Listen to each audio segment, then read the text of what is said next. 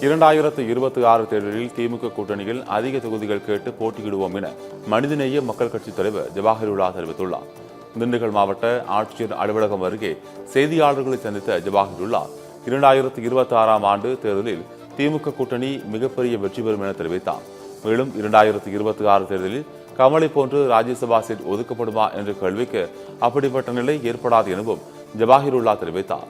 மேலும் சிறுபான்மை முஸ்லிம்களுக்கு உரிய அரசியல் பிரதிநிதித்துவம் வேண்டும் எனவும் வக்ஃபு சட்ட மசோதாவை திரும்பப் பெற வேண்டும் என்பதையும் வலியுறுத்தி ஜூலை 6ஆம் தேதி மதுரையில் மாபெரும் பேரணியும் மாநாடும் நடத்த உள்ளோம் எனவும் தெரிவித்துள்ளார். 2021 நடைபெற்ற சட்டமன்ற தேர்தலில் எங்களுக்கு அளிக்கப்பட்ட 2 இடங்களிலும் பாபநாசத்திலும் மணப்பாறையிலும் நாங்கள் வெற்றி பெற்றோம். 100 விழுக்காடு வெற்றி பெற்ற திமுக கூட்டணி இருக்கக்கூடிய ஒரு கட்சி மனிதநேய மக்கள் கட்சி.